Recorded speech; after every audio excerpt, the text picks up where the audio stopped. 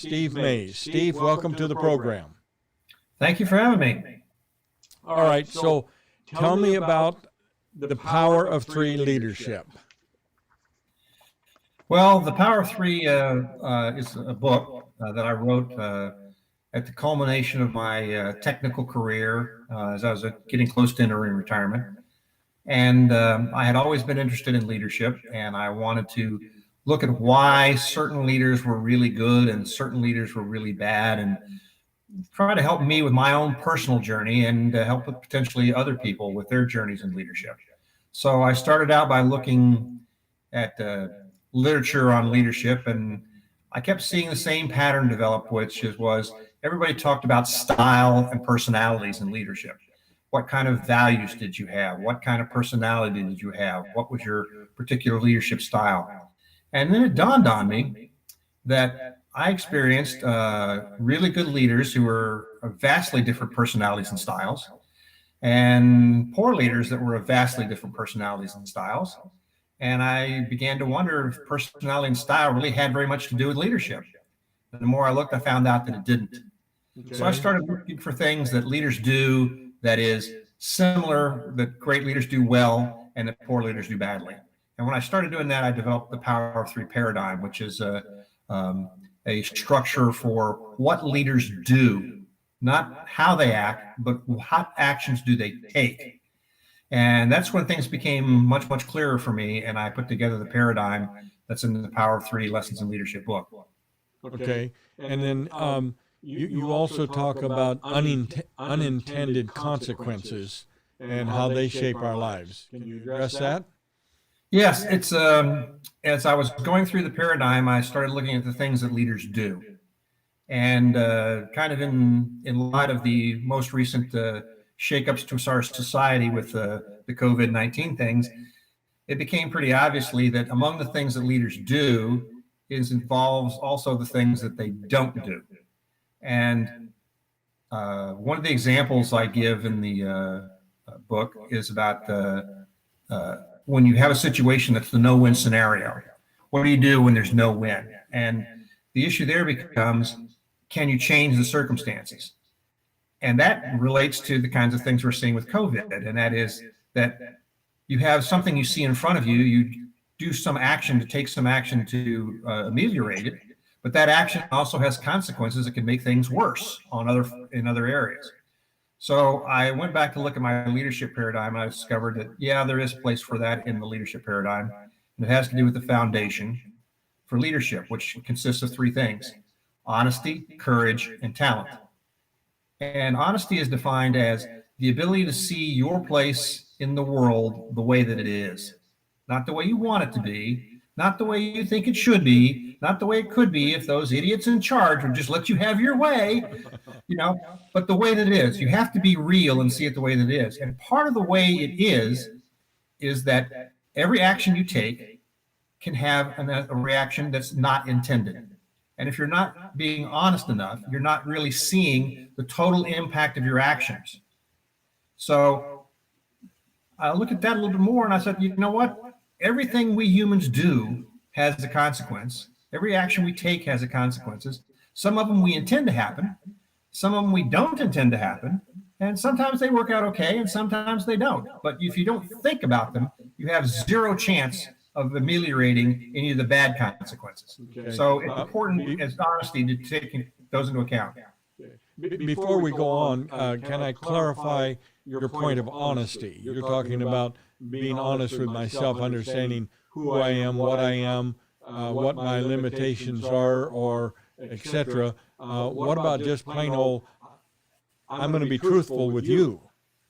Well, that's also an interesting point, because I use this example when I talk to people about how they think that honesty is just being truthful all the time, and it's not. And I'll give you this example too.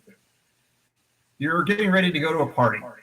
You've got your tie and your coat on, and your wife is getting dressed, and she comes out and she says, "Honey, does this dress make my butt look fat?"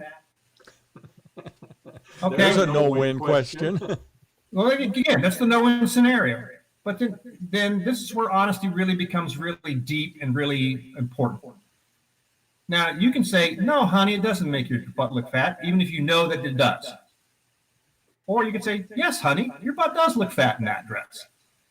Either of those is not truthful. It's really not the honest answer. Really, the answer is you hear the question from your wife and you ask yourself, does she really want me to tell her what I think the size of her butt is? And the answer is no. What she's really telling you is, I'm feeling a little insecure about how I look right now. Then you say, honey, I think that dress looks great on you. I love you. I've always loved you. And no matter what the dress looks like, I will still continue to love you. That's the honest answer. Okay. So that's the answer that you don't have to worry about whether or not you're saying your butt's fat or not. You're telling her what she needs to hear and what she was asking you.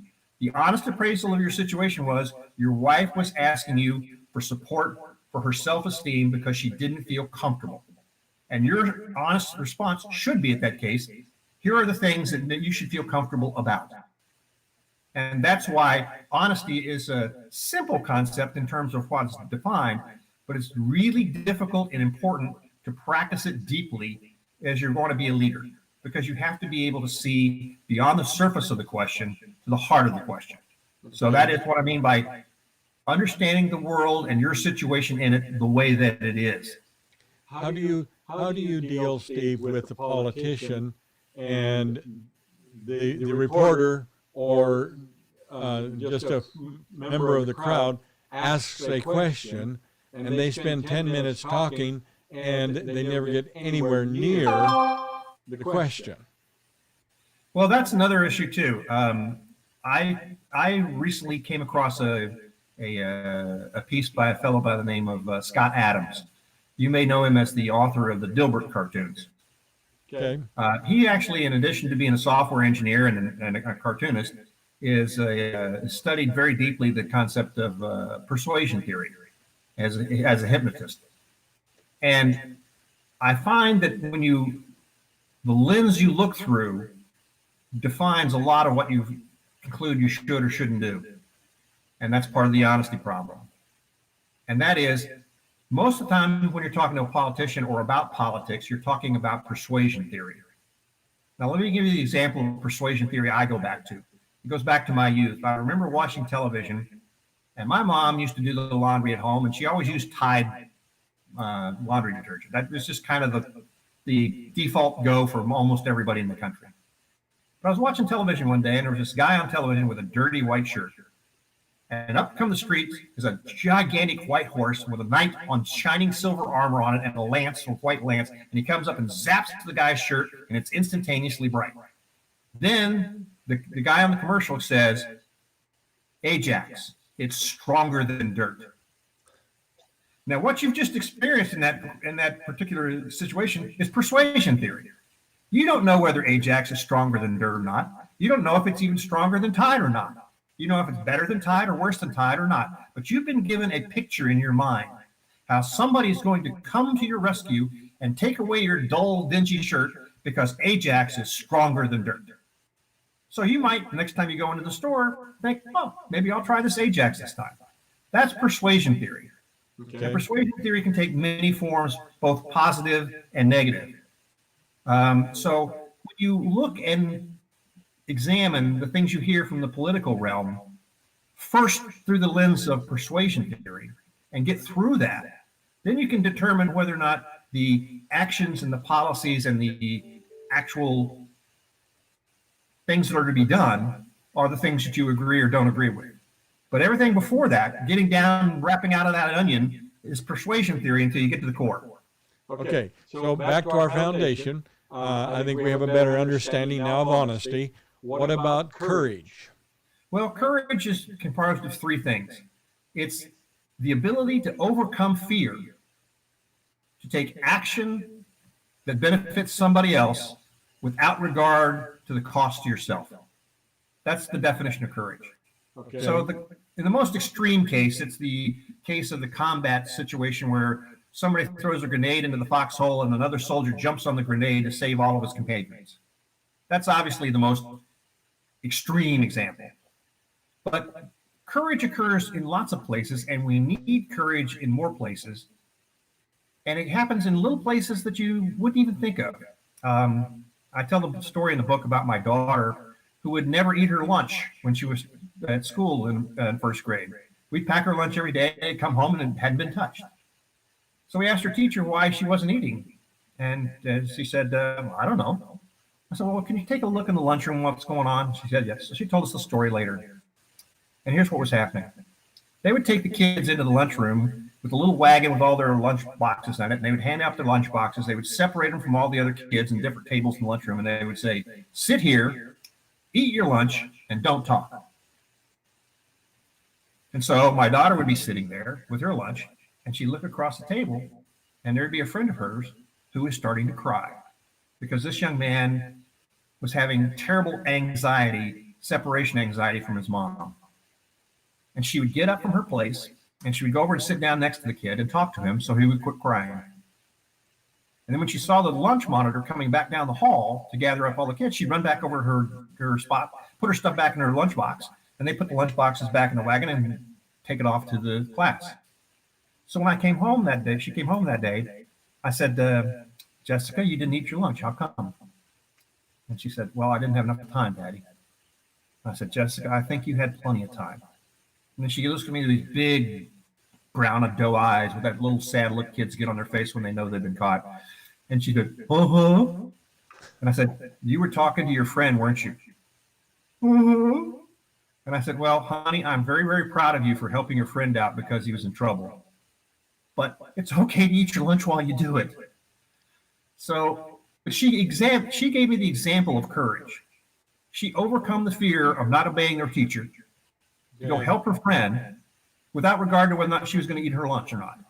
My daughter at 6 years old was showing me courage in more profound ways than most people think of. But you start looking for it, you start finding it. You find people who exhibit courage all the time, and we need to encourage that, and we need to reward it, and we need to do things to make it more likely to occur. Well, some people say that courage isn't the lack of fear. Courage is doing it anyway, even though you are fearful. Well, I think the overcoming fear is a major part of courage.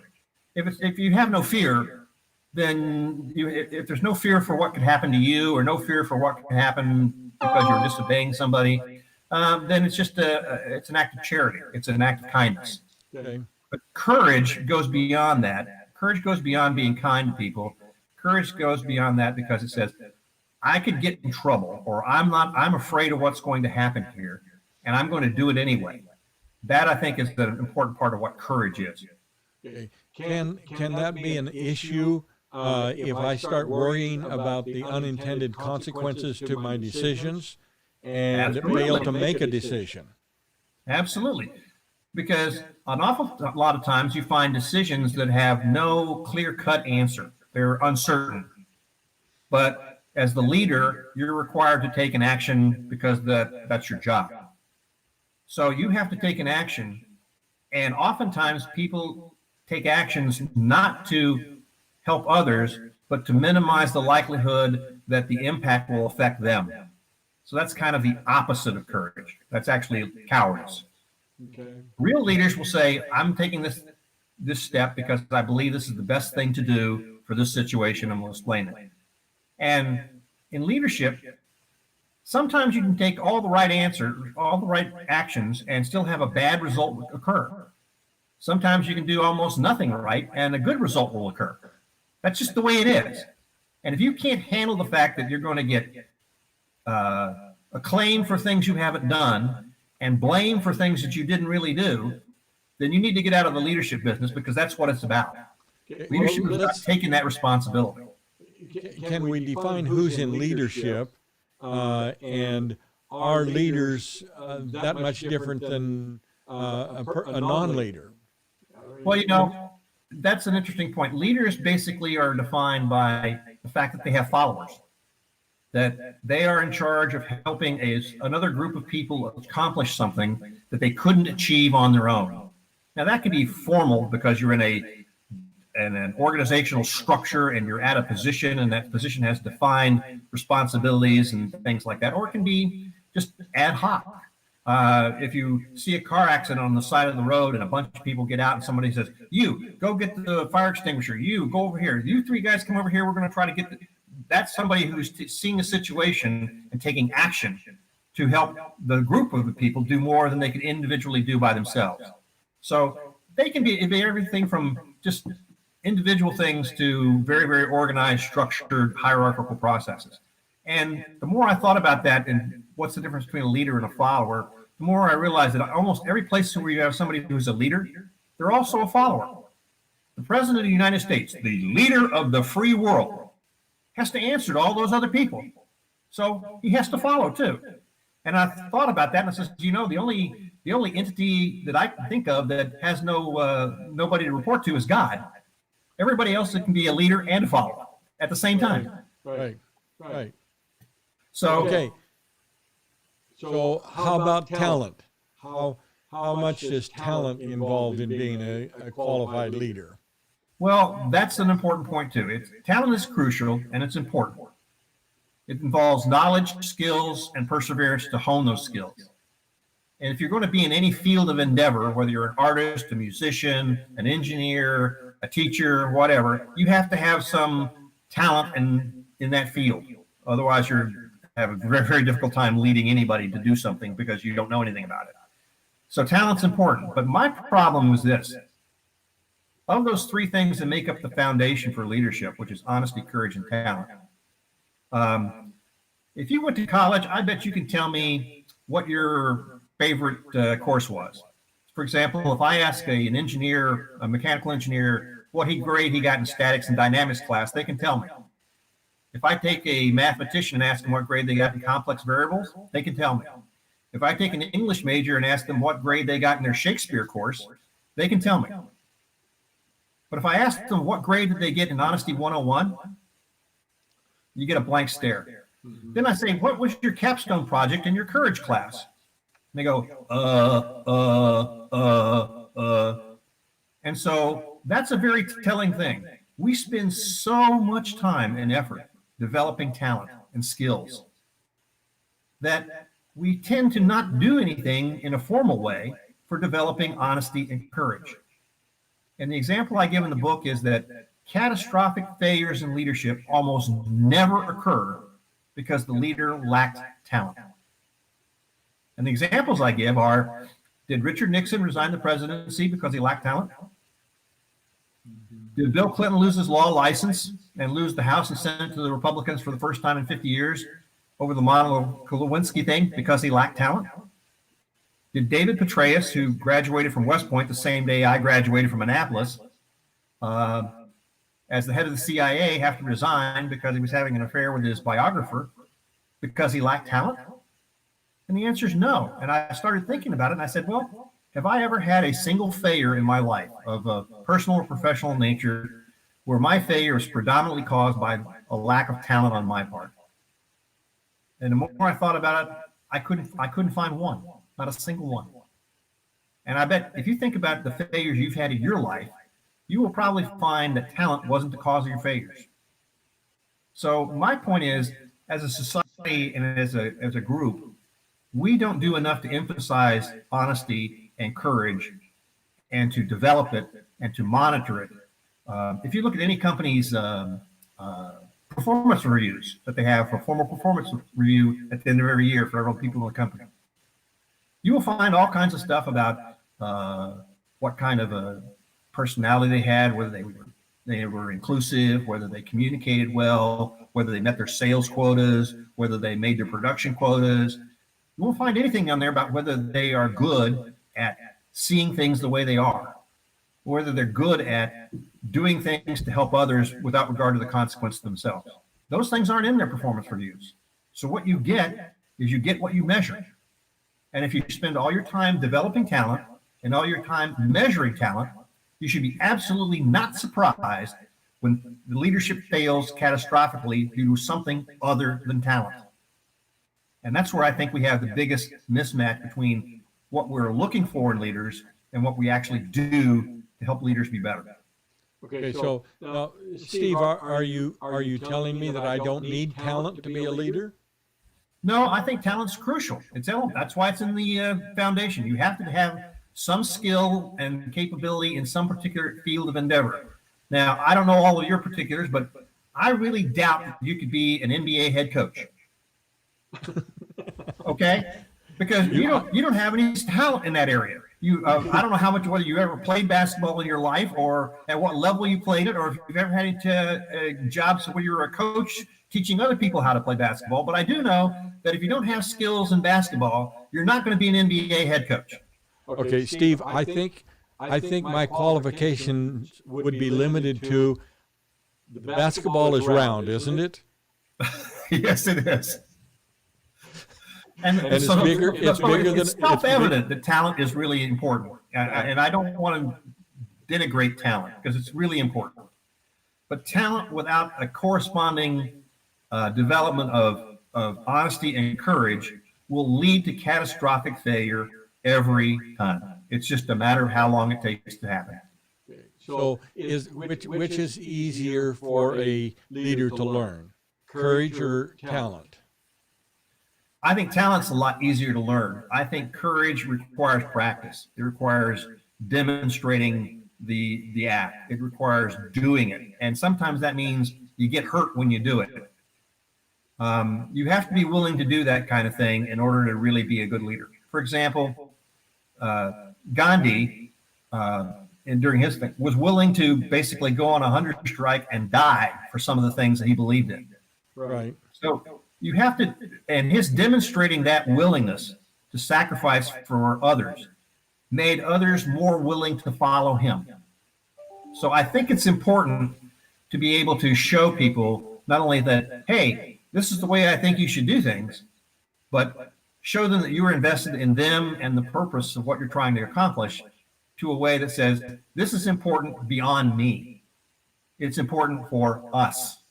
And that's why I think courage is something that needs to be practiced and worked on as much as possible and as often as possible. And it ought to be integral to how we evaluate people as we move them up the ladder in whatever business or activity they're in. Because at some point, it seems to me that an awful lot of failures come at the courage level. They don't have the courage to do what's right for others because they're worried about the consequences of themselves. Steve, I would I would be curious to know what you think our country needs right now in the area of leadership. Well, I think the things we just talked about is that I think we have a dearth of good leadership, and we all pay for it. And I think we have an inability to recognize what it is leadership is and how to get more of it and how to get better leadership. And that's part of the reason why I wrote the book. If you go on Google leadership books, you can find hundreds of leadership books, and they talk about all kinds of things. They talk about style. They talk about, well, this is what I did when I was at GE, or this is what I did when I was at Apple, or this is what I did when I was in the military, whatever. They all talk about style. And the example I give all the time is this. Does General George Patton's personality and style match up with Gandhi's? Did Churchill's personality and style match up with Mandela's? Did MacArthur's personality and style match up with Martin Luther King Jr.'s? And the answer is no, it doesn't. But yet that seems to be what the superficial seems to be what people are talking about all the time. I think we have in our current busy instantaneous gratification culture, we have a difficulty looking beyond the patina of the obvious to dig down a little deeper and find out what's really behind all of that. And I think we pay for that by having leaders that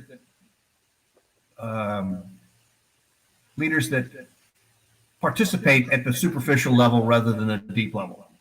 And I think people yearn actually for people that will operate at a deeper level. I think people look for leaders because they want to trust them. They recognize I can't do everything myself, but if I have a good leader and other people like me can work with that good leader, we can accomplish more and be better off than we would be without one. And I think that's where this is going on. Is we're having a difficulty having leaders who we feel that we can trust. And I think that's the major factor in most leadership situations I've seen. Okay, well, you almost answered my question before I asked it, but let me ask it anyway. Does that go back to honesty? That's a significant part of it. And again, it depends on how you define honesty. If you say honesty is always telling the truth, all of us fail at that. None of us tell the truth all the time. Nobody walks into a room, sees somebody who looks like a slob and says, "Hi, how you doing? You really look like a slob today." That's the truth, but you don't do it. So you don't tell the truth all the time. You sometimes withhold the truth. You sometimes hedge things. So honesty is not about telling the truth. Honesty is about seeing the situation that you're in and recognizing that. Now, I use the example from Scott Peck, who wrote the book, A Road Less Traveled. I don't know if you've read it or not. No, I haven't. I highly recommend it. It's very good. This has a great opening line. Life is difficult. Scott Peck talks about how, from a psychologist's point of view, because that's his psychology and psychiatry is his venue. He talks about how every human being has a map of the world. And it starts from your earliest senses. The things you see, the things you hear, the things you do. And you have a very, very small map when you start out as a child, because you have a map that includes you and your parents and your siblings and your house and maybe your neighborhood. But as you grow, that map expands with what you learn, what you read, what you hear, what you experience personally. And so as you go along, your map grows. You're always continuously upgrading your map.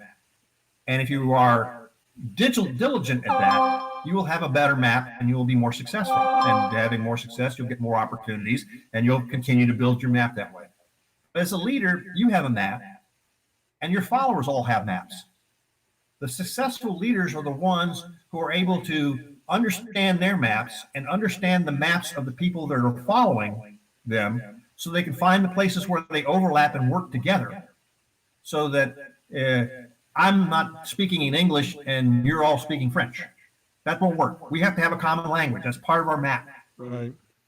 So you look for the commonalities in your map of how you see the world in the honesty part, and that enables you to communicate better with the people who are following you and the people who you are following, so that you can help move everybody together in a direction that is more than they can do on their own. Okay. What about my motivation as a leader? If I am honest with my followers, am I going to be more successful as a leader? Absolutely. I'm leading because I have a solution to the problem that we are facing. Or am I saying, follow me because I want to pick up the loose change and access to your bank account? I give another example in the book about that. There are two kinds of power that people can wield. One is basically a tyrannical power. Come to work Monday through Friday from 8 to 5 or you're fired. Okay, that's the tyrannical one. That's do what I say to do because I'm the boss and that's it. That's authoritarian. The other one is like, for example, a coach walks in the basketball team practice and says, guys, we need to do 2-a-day practices for the next 2 weeks in order to be ready for the conference tournament, because we've done pretty good so far, but here are the things that we have weaknesses are. Here are the things that other people have strengths that we're going to have to deal with. And we need to do this in order for us to achieve better results. And the people who are on the same map, who have experienced those same games and seen those same situations, look up and say, yeah, that's right. We do need 2-a-days. And that's different from coming in and saying, we're doing 2-a-days. Right. So it's a difference in what you're doing and why you're doing it. And it has to be something that the people are able to understand and incorporate into their own personal maps, so that you and their maps are coming together, and together you can do more than you would be able to do by yourselves. Well, Steve, we have a whole lot more to cover. However, time has gone by. You must have been interesting. Time has just flown by. Well, part of it comes from, I come from the South, where mostly from the South. I was a military brat, so I was all over the world. But I was raised in the South where storytelling is just part of normal conversation. You don't ever say hi to somebody without talking about their story for the day or the week or whatever. So, Right. as they say down south, poor fella, he just can't help it. And that's the way I am, and I'm passionate about leadership, and I can talk about it for hours if you let me. But I recognize that sometimes we have to limit and cut things off, and maybe come back to them another day. All right. So give me one final piece of advice that you want to give today. I think we need to look at leadership more deeply, and I put together a paradigm that I think will help people become better leaders, help people understand what their leaders are doing or should be doing, and I think it can help people be better leaders because we desperately need better leaders. Okay. So where can people find you? Is the power3leadership.com? Is that the best place for people to go? That's my website, which has information about the book as well as things I've written since the book was written. The book's available on Amazon or Barnes and Noble in hardback or softcover or ebook. It's short. It's only like 60 some odd pages with pictures. So if you can't read it in less than an hour, you're dyslexic. But the website, www.powerof3leadership, and that's all one word, all crammed together. And it doesn't matter whether you use the number 3 or spell 3, it'll still get you to the same place. Good. Steve, thank you so much for being with us today. Stay safe in this current situation that we're living in. And again, thanks for being with us on the program.